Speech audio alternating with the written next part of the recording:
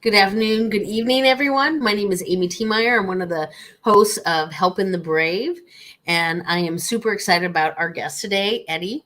But I will say that Ed Parco will be with us, back with us next week, and he had a conflicting thing, so we can give him a hard time next week. But let me bring my friend Eddie, who is a U.S. Navy veteran, should have been a Marine. We can get into that a No, little bit later. yeah. So I always ask, and I think I'm really curious about this for you specifically, is why did you choose the service you chose? Oh my goodness. Well, first, Amy, thank you so much for having me on. It's an honor and a privilege to be here and to be able to join Helping the Brave. So I'm so excited for this. Anyway, so I joined the Navy because growing up, I had always aspired to be something more than myself. I didn't know what it was. There was some existential feeling that I got every time I saw my stepdad come home from drilling every weekend. Obviously, he did active duty as well, but he was drilling for some period of his life, and seeing him in his uniform was a definitely a driving factor for me joining the military. But as for particularly for the Navy, I saw um, so much of the Navy families when I was living in Marysville at the time. So for all the people out there who live up in Everett or near the Marysville base, they have a lot of interaction with these military families. I was friends with Dane DeLong, his dad was in the military, and a bunch of other people who were up there in Naval Station Everett. And I loved seeing the Navy sweatshirts. So when I went to the recruiting office when it was my time, I didn't know which branch I was going to choose necessarily. I didn't have it dialed in all the way. I talked to the Marines. They were busy at the office. So I talked to a Navy recruiter at my school, and he said, "Hey, man, you should come in. Just come in to talk for a little bit." So I ended up going in and talking with him because the Marine recruiter was busy. Because I showed up and I saw the Marine picture, and I said, "Oh, Marines, dress blues, crispy uniforms, right, being a rifleman first, firearms, family, fundamentals of marksmanship. That was right up my alley. But something drew me to that Navy office. I don't know if it was destiny. I don't know if it was my fear of sharks in the water. I don't really know what it was, but seeing the camaraderie that one of the STS ones in that office had with the rest of the sailors there, and their love for and compassion for the families leaving for the military. I think that was what drove it home for me. So on a personal interaction level, that's what sent me to the Navy. Realistically, I don't know why I joined the Navy. I think Marines would have been a great fit, but I'm so proud and thankful that I did ultimately, because not just for my time that I did spend serving the United States Navy, but also the leadership and the different leaders. It was a different quality of leaders. Um, there's a big, huge stigma surrounding non-combat versus combat-oriented branches, and there was so many lessons I got to learn with the Navy that I wouldn't trade for a lifetime in any other branch. So that's what kind of drove me to. I wish I had some better story, oh man, I was started swimming and that was it, and yeah. So our friend Elliot says that you should be doing squats. Oh, you know what? I actually just got done with another 100. I can't wait to share the video with everybody so they can see all my squats that I'm doing. Okay, so you joined the Navy, Mhm. and then how long did you stay in? So I stayed in for 4 years. I did 4 years active duty. Brought the USS Theodore Roosevelt out of the shipyards into operational ready status. Did a whole bunch of workups, whole lot of underways. I was spending about, I would say, at least 2 of the 4 years I spent in the Navy was out at sea, between the workups and everything else. And that doesn't include the small 3-day underways and stuff. So I cut out the short periods. But, you know, it was so, like, I cannot even put into words what it's like to bring a ship out of the yards. Something that's not moving. You walk into a construction site, everyone's got hard hats on. Next thing you know, you're trying to drift the ship in the open ocean, and the whole ship is shuddering as you're going as fast as you can, turning as hard as you can. So I loved every minute of the 4 years. Very cool.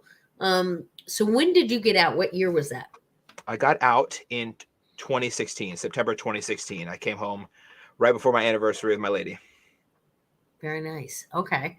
And when you transitioned, do you consider it a smooth transition, or did you get all of the resources that you felt you needed to be successful?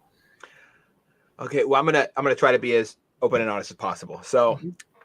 in the military, and this is something that I've seen across the branches between me and my friends. So when you go to TAPS class or TGPS class, you're transitioning out of the military. They're helping you find resources to acquire jobs in your area that you're returning home to. Sometimes they're setting you up with resources, direct lines of contact, people, different people you can apply with even with no background. So I had a plan when I was getting out. My plan was to end up working on elevators and escalators, which thankfully I was able to achieve.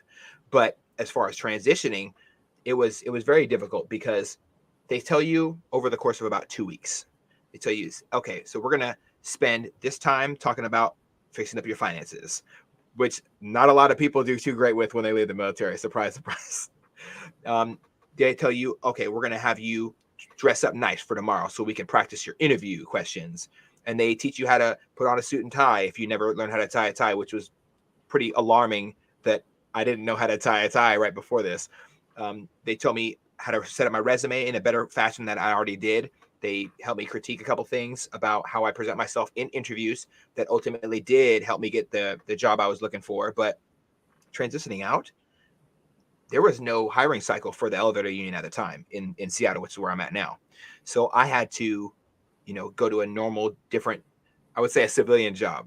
So in the military, I knew exactly who I was. I was BM2, surface warfare, air warfare, information dominance warfare, Lowry. I was LPO of 2nd Division. I was in charge of all these sailors. I had multiple different duties. I had everything dialed in with the people who were under my jurisdiction, who were my comrades. We worked all together. I had a really nice, tight knit group to work with me and accomplish every single task. Nothing was stressful. Everything was dialed in. I could breathe easy. Only difficult things that I was dealing with at the time were people losing family members. It was never easy in the military. But after I left, I didn't have anyone in this area who I feel that I could honestly relate to. And I don't want to pull punches here. I'm going to be honest. I had everything I wanted. I had the wife of my dreams. I had a young man that looks up to me very deeply. I had a mother who didn't birth me that loved me more than life itself. My mother-in-law, I'd never say anything bad about her. I had a great family who accepted me with open arms when I came back. Everything that lines up for the happiest time ever, and boy was I thankful to be back. But I felt alone times because people didn't understand my sense of humor. They didn't understand my struggles with normal things. They didn't understand why I looked like they told me I had resting bee face a lot of times as a joke, but I could understand why I did. I didn't feel good when I came back. I wasn't exercising at the time, and exercise has always been a major part of my life. But that's just for me. For a lot of my other vet friends, they had a difficult time transitioning for a multitude of reasons, and fitness hasn't been a fix for them, sadly. But for me, there were very low times in my transitional period where I didn't feel like I could connect with anybody. I felt like I was talking to walls. Um, and you throw yourself into some pretty dark places when you don't know who to talk to, like alcoholism or some of my friends chose drugs, but me personally, just drinking every day was the normalcy, and not moving, living a sedentary lifestyle where you're not into fitness or not moving around. I don't classify that for me as living at all. I wasn't going out with my friends. I wasn't doing anything. I was working 50, 60, 70 hours, bussing tables just to make ends meet.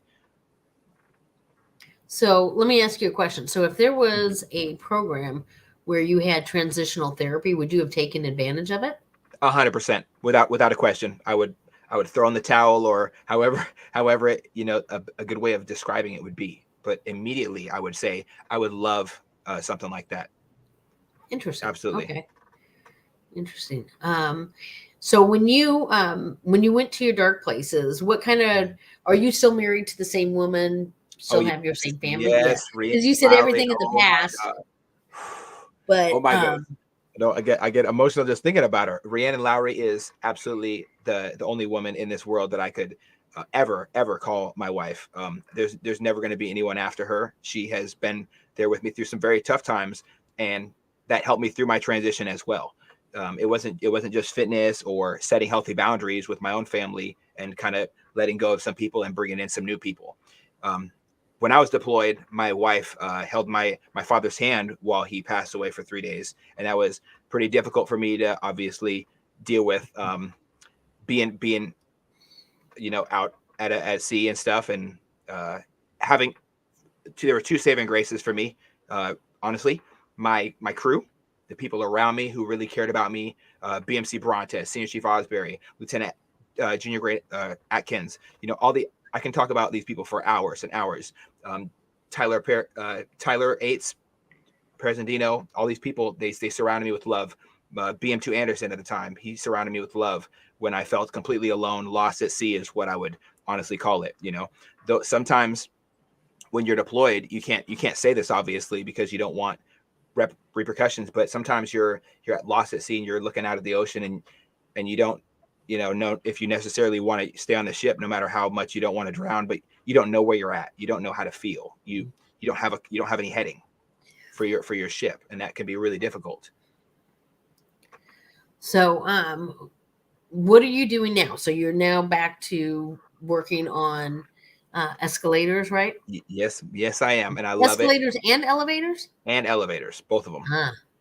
Yes, a lot of moving things. Yeah. Yeah, and I spend a lot of my time, other than just doing just that occupationally, I spend a lot of my time outside of it doing things that I wish I knew about were out there when I left and when I transitioned. I wish I knew that there were great people out there like you, like your husband, like Jason Jarman, like Elliot. There's so many amazing people like Cody. I didn't know that I had these deep connections. Jason Jarman was actually one of the first people I met when I came back from the military. Um, just right after, I think it was right after right after I came back from deployment in 2015, I met Jason Jarman. I actually worked with Jason Jarman for a while at 13 Coins in Bellevue, and my first interaction with him, he told me he was in the Army, and I was like, "Oh, great! He's gonna say go Army, beat Navy." Here it goes. He didn't say it. It happens. I haven't even been watching the Army Navy games, so I came back anyways. But he would just joke around with me, telling about his experience, and we'd spend some tough times together. There were definitely some downs, but overall it it kind of culminated in this beautiful thing, this sense of family that you didn't know you had, you didn't know you needed. They're from different states, have different backgrounds, they wore different uniforms than me, but ultimately we have the same even keel, which is military servitude. We all sign up for different reasons, but we have something that connects us as human beings, and that human being interaction, that connection, that camaraderie, the brotherhood, sisterhood, whatever you want to call it, is so powerful. I wish I could put it in words for people right before they transitioned out of the military and right after they started a new chapter of their life. It didn't hit me like a ton of bricks and that I was going through tough times until I met up with my my old chief who was there for me when my dad had passed. It was BMC Brontes. Right now he retired as a senior chief, but meeting him, he said he was flying in. He sent me a message. "Hey, I'm flying in. Are you still near the Seattle area?" And I said, "I'm leaving work. Where are you?" So I just packed up my stuff. I told my boss I had to go, and she said, "Is everything okay?" I said, "Yeah, I just got to go." I told my wife, I said, "Hey, honey, we got to go meet. We have to meet this guy. We have to go meet up with him." I picked him up. We went and broke bread down there in Tukwila, and we talked. And I asked. I was so nervous. I felt this weird feeling in my chest. When I went home before we went down to meet him. I was getting nervous. I felt like a weird sense of rush of haste. I had to hurry up. I grabbed a couple of the memorabilia items that I had from my time in the military, a lot of different things that were passed down to me that have been in the United States Navy for upwards of 50 years, things that were passed down from sailor to sailor in my job field, which was the boatswain mate career field. And I have a lot of love and passion for it. It is one of the oldest. It is I would consider it the oldest rate in the Navy. There was a few. There was gunner's mate. There was but the old school sailor mentality, driving the ship, deploying fast boats, man overboard recovery, hoisting this, everything that has to do with the days of sail. That was the boatswain mate career field. Hold fast. I have it across my biceps.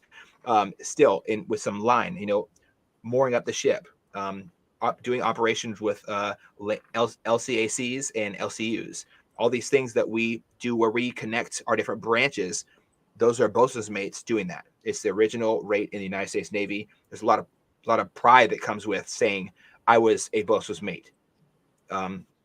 It's so powerful, but that was my identity at the time, right? I didn't know who I was anymore. So I had grabbed. Right, and it doesn't equate in the civilian world very well. No, not necessarily. There's no aircraft carriers to drive, or there's nobody in the water that needs to be picked up, or we don't need to bring on bombs today, or do rigging operations, or do anything at all like that. On escalators, there's really not a lot of water at all. Hopefully, like you hope and pray there's no water on escalators. Right. So, yeah. It's funny. I'm fine on escalators. I don't like elevators if I can help it. Me too. But escalators. But me and a girlfriend, I worked at a Dillard's down in San Diego. Excuse me, down in Florida. Oh, at Orlando, and we had opened up. It was like the Black Friday, and this woman with a baby carriage tried to run up the down escalator, and the Estee Lauder counter was right on the side of the escalator. And so me and my girlfriend, we ran up after her. Literally, the baby wasn't strapped in. So she went forward, I went back. I caught the baby. She caught the woman, but the woman's legs got caught in the teeth. And we had blood everywhere. It was crazy. The yard sale. And I'm like, for what? Right? Like, why would you jeopardize your baby? Like, Christmas comes every year. There's a lot of things that don't belong on escalators. Like, I just to put out like a general PSA. Okay. Strollers. Heavy things, yes. heavy stuff that has wheels attached to it. Dogs. Please, if you're watching this, do not put your dogs on escalators. Don't put us through that, please. And especially any type of string or dangly thing, like any Christmas, some Christmas streamers, or don't do it. Don't do it. I don't care how gold it looks. Don't do it. And number one thing that does not go in escalators, people who can't stand up for a short period of time. So those just please don't. If you're watching this, please do not do that to yourself or the person that's going to have to come and pick up. Because it can. So just to recap, not the escalator piece, but so you got out in 2016. You said, right? Yes. You started going training for to work on escalators and elevators, but you had to get another job to pay the bills for a certain amount of time. And now you're doing escalators and elevators currently, which is good, right? Yes, I love it. So what else is going on in your life? Well, I spend a lot of time around some pretty great human beings, and I think you might have heard of them. So the program is called Merging Veterans and Players. I absolutely love them for a multitude of reasons. My first experience with MVP was sitting in my room, listening in this room right where I'm in right now, listening to Jason Jarman talk to me a little bit about MVP. I had no idea that there was any type of people who might find some necessarily common ground with other human beings who have served. But I find there's this bottom line factor. After it being explained to me, it kind of came to me. Having identity issues, and not necessarily like, what am I? But it's more of a who am I issue, right? So it's who am I as a human being? Not just who am I to my friends, who am I to my wife, who am I? When I look in the mirror, who do I see?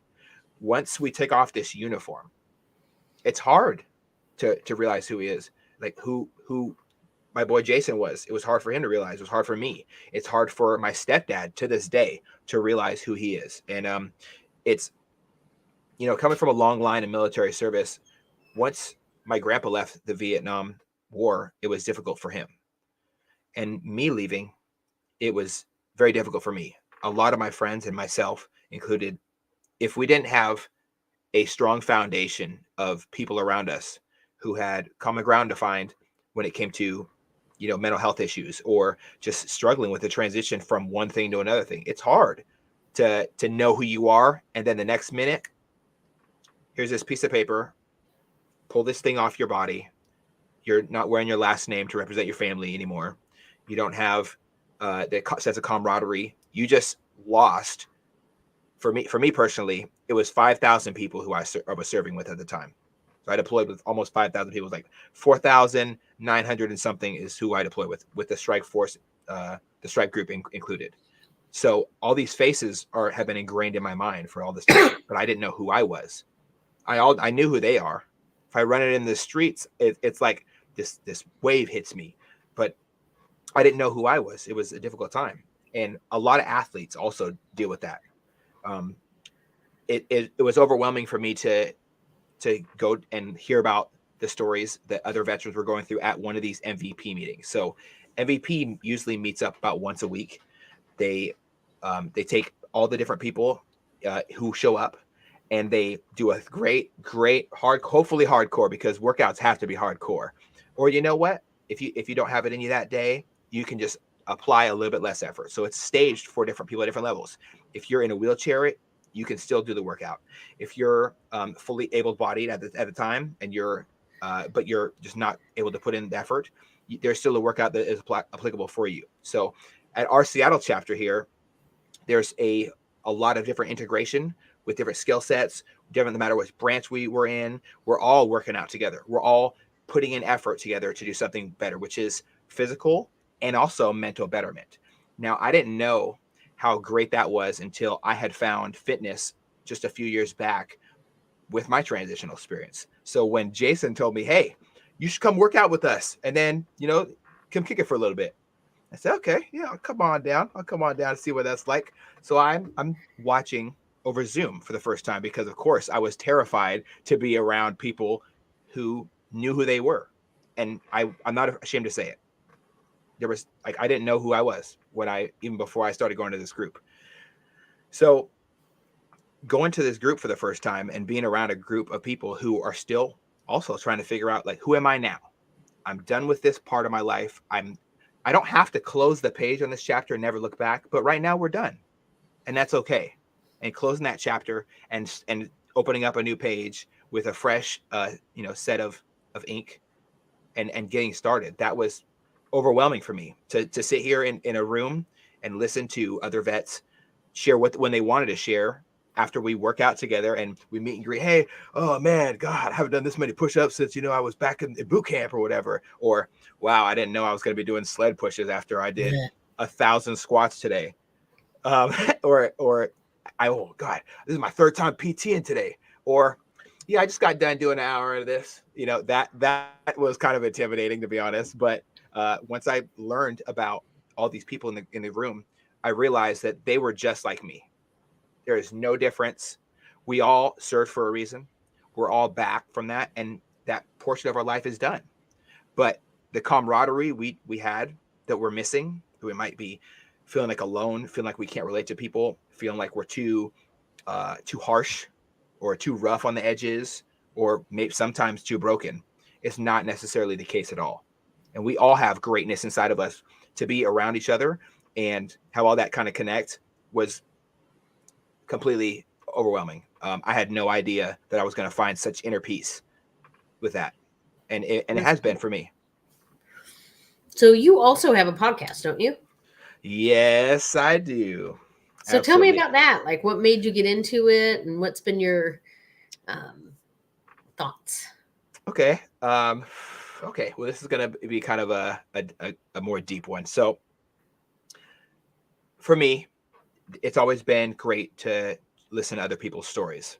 Walking down the street, I have no problem talking to a random stranger, asking them about their life, listening to the lessons they learned. I love learning lessons via other people instead of learning them really, really rough myself. And I started talking to other people when I was still deployed at the time. And I'd spend hours listening to these people who have been in the Navy for 10, 15, 20 years talk about the ups and downs they've experienced and how they could have done things better, what they learned. losing friends and how it helped them when they had that sense of camaraderie. So I was like, oh man, I'm out of the military. I have all this time. What am I going to do with my life? What am I going to do? I work. I have the family of my dreams. I'm into fitness again. I'm starting to feel that mental release of dopamine, and I'm feeling like I'm actually working on the right path. So fitness has been a major anti-do drugs, anti-drink too much, anti-waste my time doing something like draining my life on TV or something. It helps me kind of realign myself every single day. So doing podcasting was something that I saw Joe Rogan doing, and I noticed that he was like, oh, yeah, here's this famous person I'm having on. Here's this famous person I'm having on. And I love that. I love that I'm able to see another side of somebody that I didn't know. Every single day, I'm naturally having conversations where I'm seeing another side of somebody. I don't know if I have some weird welcoming aura about me, or that I want, I give them I try to give everybody the reason and the true hug of being wanted or wanting to be listened to. So when I'm listening to somebody else, I look them right in their eyes. I listen to every single word I can, and I try to respond with some feedback if they're going through a tough time or expressing themselves. Some people have shared super deep dark secrets with me, and I've listened to that, and being able to talk to someone on a therapy but non-therapy level has been very helpful for me. I've learned so many lessons and gained a lot of experience, gained a lot of perspective about what I've gone through from them. It was never, there's no book on this. There's no book on life. There's no book on how to deal with not having your father in your life and trying to patch up the pieces of what a man is supposed to be. I had to, just roll the dice and figure it out. Thankfully, I had a great stepdad, but I still had to patch up the pieces. There's no way to tell you what it's like to figure out being a sailor, but I listened to other sailors when I was in the Navy. And now I'm back home. Why not continue to have these conversations? And who else would it help? If it's helping me, who else would it help? I don't need to have some expert on who has a PhD in this. I think that's great. I think it's really awesome to get achievements, and I fully support it. But I don't need necessarily somebody who has a piece of paper that says they're qualified to do something for me to benefit from it or for other people. So I started having on random people, people who I just wanted to know more about. And then the next thing I know, I'm having more in-depth conversations. And I have to be honest, I had a really rough time starting out because I'm still maturing. So I probably said some things I shouldn't have. I probably asked some questions that were mistimed. I probably made some mistakes of oversharing what's happened in my life when I'm listening to somebody. But ultimately, I've had a lot of great conversations. And it started off as me just trying to learn more about people. But then it turned into, what can this help other people with? And now I'm receiving message after message of people thanking me for just listening to somebody's story, because that story might have helped them. I have people who call me from Spain when they're, having a difficult time with mental health, and asking me if it's okay if they talk to or reach out to this person because they share their story and they were going through a similar thing and they were wondering if they could have some advice. And just this beautiful interconnection in us as human beings. And you find that when you start peeling back these layers, people open up more and more and more. And the more they do, the better it is. So I agree with your theory. And this is a conversation that Ed and I are having. Mm-hmm. And I will start with what I believe to be true is he wants us to have a high quality veteran story. Mm-hmm. Whereas I feel like we need to have every veteran story, because so many even podcasters are the exclusive, right? Mm-hmm. And in the beginning, Ed and I always said we wanted to get away from the silos of information. But I also like that your podcast is not videoed at all. So it kind of opens up a little bit more honest conversation, because you're not trying to manage your facial expressions. Yes. And yes, I'm going to be honest. Yeah, absolutely. I'm nervous right now. Well, and it's funny because there's been things where, I've muted not today so much, muted my microphone because my grandkids or somebody's walking behind the screen and I'm trying not to react to what's happening back there Mm-hmm. because I want to give my guest all my attention, Mm-hmm. and be present in the moment. So in the beginning, I was at an office in closer to Joint Base Lewis McChord. And so there was a couple times where my boss is like, are you live? And I'm like, I am. Thank you. And so I think, but both Ed and a friend of ours who does podcasts, Steve Sims, says you want to do, not wait for you to be perfect. Done trumps perfect. Mm-hmm. And that's part of our journeys. If you'd asked me a couple of years ago, do you want to be a podcast host? I would be like, hell to the no. Can I get a what? Oh yes. Because I'm not, I hate myself on camera and different things like that. But I had said I will do the things that help me grow as a person. And it was such an opportunity. Like Ed is such a gracious host and going through and making me learn technology and going through things over and over again. And so I really appreciate his friendship and this opportunity because it does help, right? Mm-hmm. And Absolutely. stories. And you can go back through and anybody can contact us and say, hey, who was this person who had this VSO or had this problem? And we'll always connect. I'm not a gatekeeper. I'm a connector. And I think you're kind of the same. Yes, Like, absolutely. if it makes it better, let's do it. Absolutely. And I love what you just put out a lot of honesty there on it. And like obviously like right now, me seeing myself on camera, I'm like, oh, get this guy out of here. He didn't put on any makeup. I look like crap. I just got done with work. But be able to have somebody on who might have a different perspective that I haven't received, or that maybe someone else didn't. Seeing the immense reaction from the world, from a neighbor down the street who walks over, hey, I know you. Yeah, I listen to your podcast, man, dude. I can't believe this Anthony Tripp story was crazy. Right. Like, and it's like I don't look at it as like, oh, cool, I'm being listened to. I get really uncomfortable sometimes, I'm gonna be honest, but being able to hear feedback is so positive.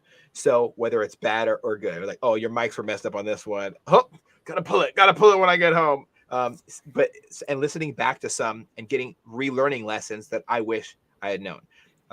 Doing podcasting has led to a lot of apologies from me to other people, like my wife, especially for my wife, learning a lot of mistakes that I make as a husband or as a man or as just her friend. There's so many things that I can do better every single day. So I try to be just 1% better, as my buddy Anthony Tripp says. Try to be 1% better, and you will always have some form of success. But for me, I never realized that this would lead me to such just great lengths of personal growth and growth in people around me in my inner circle. I love it when my mother-in-law tells me, "Hey, I listened to your last one. I got to be honest. That sucks that it happened to you, but you know what? You got to talk through it. You got to work through these issues. And if you don't, they're going to sit with you forever." And I'm like, oh, I'm just eating my words now.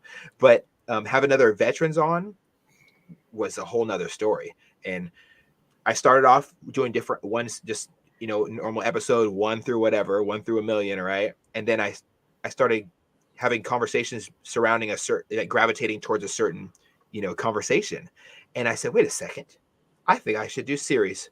I should do a conversation focused on this. I should reach out to people who I know who have experienced this or who might want to share some light on what it was like for them. It doesn't need to be some crazy story.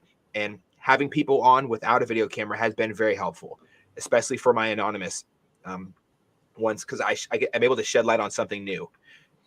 To have a domestic violence survivor that I deployed with and who is very close to me was super tough for me, honestly. But listening to her story was not just horribly enlightening and very sad to listen to, is also a very healthy reminder of the things we don't know other people are going through.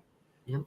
It's hard for me to put in words what it's like to listen to a man that I used to look up to a lot who was going through some tough times, let's talk about how he was, sexually assaulted in the military. It's hard for me to do a lot of things. It's hard for me to lift weights, but the final outcome of it, gaining perspective, being able to share that with others who are on the verge of, giving into suicidal ideations, is something that's very overwhelmingly positive in the long run. One, because they don't want to hurt themselves. After I say, hey, you're not the only one that's gone through this. Please don't make that decision. There's always another day. You have so much left to look forward to in life. There's so many different veteran organizations out here. Find yourself an MVP organization. Find yourself a podcast to listen to, like Helping the Brave, where you're getting other perspectives from other people. You're not the only one who had a bad time in boot camp. You're not the only one who lost somebody while deployed. I just had on somebody a couple of weeks ago who lost both of his parents while he was deployed, and that was. I think that's where you're right. Like, there are so many different modalities of therapy. We need to remember, talk therapy is just one, and there is, MVP is peer-to-peer and physical, but there's Horses Helping Humans, and the Permission to Start Dreaming Foundation, and all these different organizations, or the use of a service animal that really help. But I think what you're doing, and what I'm trying to do as well, is it's the complex conversation. We've never in history been able to have this really meaty conversation. If anybody's uncomfortable, we tell them to stop.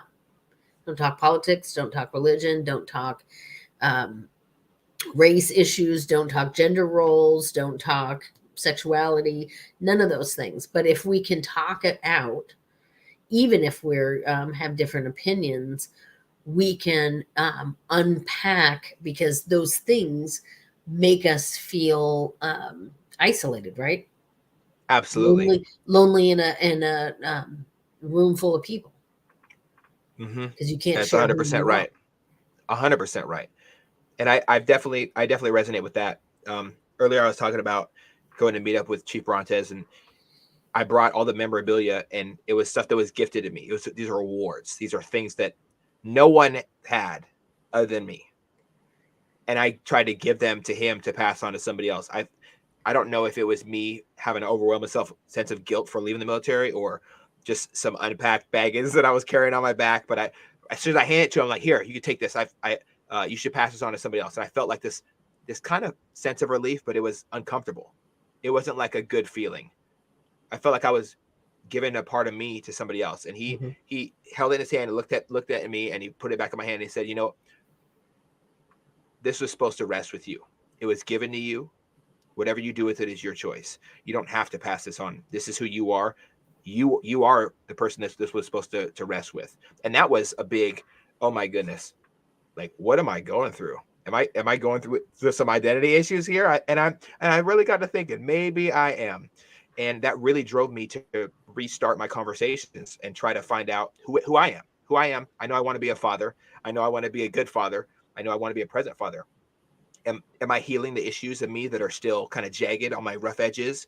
Am I going to be angry and violent like I was in my teenage years as an adult, which is not necessarily something positive ever, especially as someone who does things that I do on a regular basis for work and stuff like that. You don't want to be mad inside trying to fix an inanimate object. You're going to be mad forever. So it really helped me kind of find out who I was.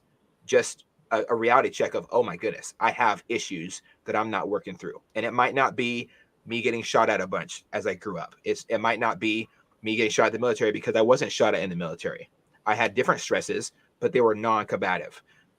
It might have been me having severe issues because I felt like I just lost my dad again every time I thought about somebody I was deployed with, because they were all there for me when I left. And I didn't know how to process that at all. I didn't even know how to process meeting him for the first time when I was 17. So like losing and being on bad terms, and the guilt that comes with all these things, I didn't know how to process it. I needed help. And I wish that I knew about veteran organizations before. I wish I knew about local groups that just meet up, work out, and talk about the day. Oh man, you going to the Seahawks game? No, I hate the Seahawks. Or, oh, you're going to go work out next week? Say, yeah, I don't want biceps to get too big, is what, it's probably what Cody would say, because that's Cody, right?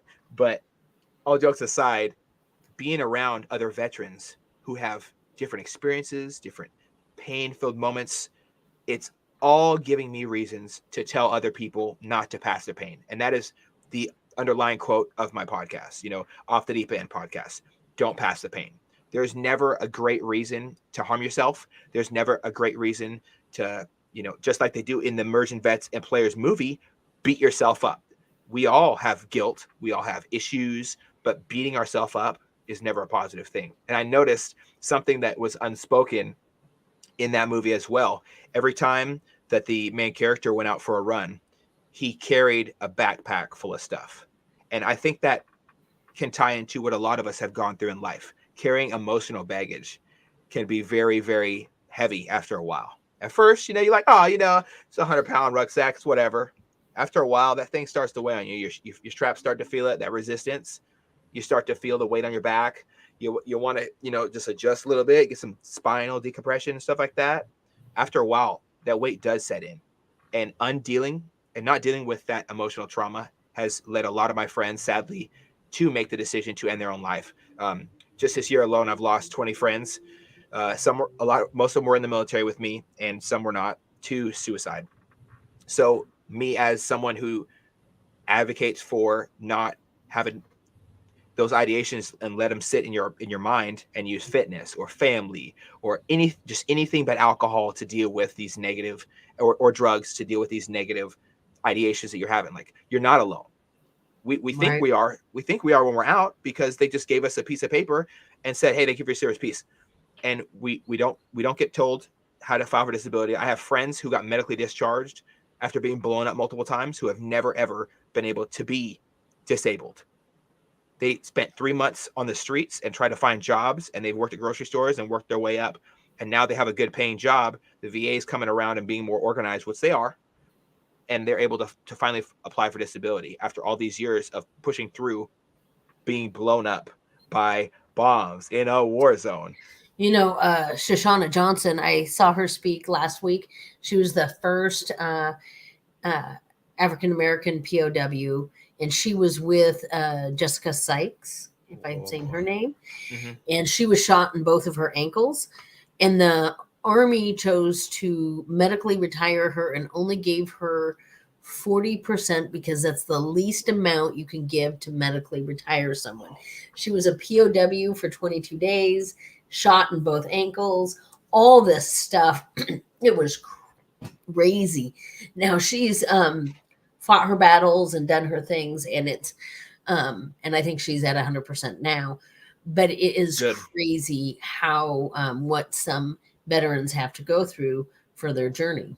Just for resources. I mean, you and I both have a mutual friend who showed up to the VA with his dog, and I'm not going to say his name out of respect for him, but he showed up at the VA with his dog, and they turned him away when he was on the verge of ending his own life, because he had his dog with him. Yep. His dog is his emotional. That's his emotional support beacon. And if we don't, like, not all of us know what our emotional support beacon is. And seeing him go through the Permission to Start Dreaming program was, and him reunited with his dog was like enough to shake me to tears. I'm trying to keep it together so my wife sitting upstairs doesn't laugh at me when I start crying. But it was overwhelming to see this dog reunite with his human, and it would not leave him. It was just moving around on the ground. Oh, please pet me, please pet me. And he was just gone for a few days. And the look of life that's breathed into our vets when they are taken care of properly, when they seek help, being especially after being turned away, it can be really difficult to receive being turned away. I tried to apply for a VA disability, and I got overwhelmed in the process. And they told me, all right, well, it's going to be really hard for you to do it after all these years you've been out. And I said, so I ended up telling them, it's okay if I use true, honest conversations. Yes. Okay. I said, they told me I was a pussy if I filed for disability when my knees were in pain. And when I came back home at 125 pounds after losing 30 pounds, because I could barely walk up ladders and I could barely move on my legs. My legs were in constant pain. My wife would try to help me out with the pain. I was crying after walking my 60 to 70 hour weeks on concrete at a restaurant, being a solo busser in a packed restaurant. I'd sleep in the back of my car and do crazy shifts where I'd be there for days, and it was probably against the Washington labor laws. But you know what? I made enough money to get by, thank goodness. But there's so many vets who are turned away, who don't have the resources, who don't have the answers. And I implore you, if you're listening to this and you're going through a tough time, the answer is this: there's never a good time to commit suicide. There's never a great time to be alone. There are people in your area who have served. Like, I have friends who've been desperate, who knocked on a person's house who had an American flag out there and asked them if they could talk.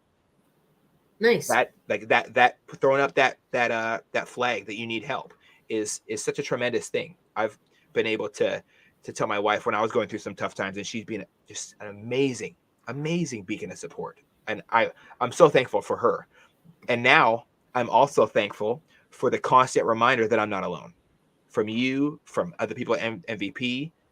I'm thankful for fitness, because fitness has helped me. There's nothing better than fitness to get the blood pumping, to remind you you're still alive. You know, are your legs sore the next day? Maybe, but at least you can feel them. There's people who haven't, and I'm thankful for those people. Yeah, I'm thankful. agreed. Absolutely. And it's just beautiful. It's all beautiful. Life is so beautiful. So if you are going through that tough time, find reasons not to. All right. So as we wrap up, find it. Is there anything else you want to share? Because that was great. Yes, absolutely. I just want to say one last thing to everybody who doesn't know. Amy is actually one of my giant inspirations. She not only does she work out a bunch, she also has a lot of different veteran outreach, and she was recently gifted an award from the governor of our state. And so I just want to give a shout out to her for being an advocate for our veterans, for being a great human being, and for being a leading role and example for all of us to follow. So please make sure to give her her flowers, because thank you, Amy. Well, I appreciate that. And what I said when I shared it is, I'm never anywhere by myself. So there's always a ton of people volunteering with me. So thank you for that. And everybody have a wonderful Thanksgiving day. Don't go anywhere, Eddie.